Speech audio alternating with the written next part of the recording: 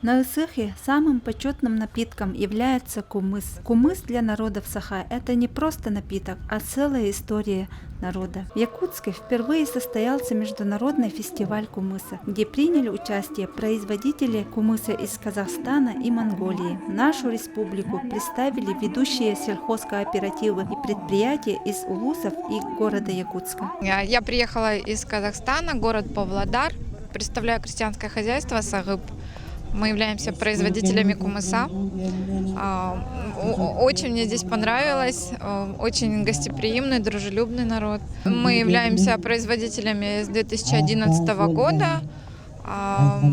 Основными потребителями являются наши земляки, то есть Павлодар, Астана, Экибастуз, Аксу, наши города. Объем производства у нас 700 литров в сутки.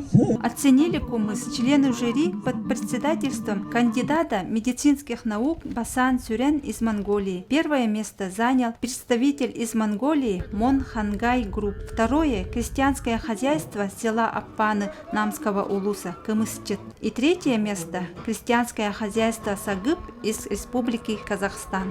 Кумыс самый чистый, самый целебный напиток, который дает людям силу, дает бодрость, дает уверенность в своих силах.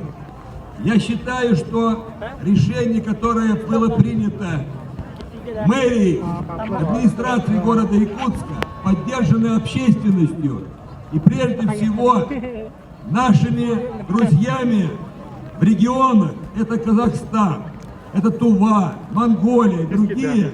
Нам приятно сегодня этих гостей приветствовать здесь.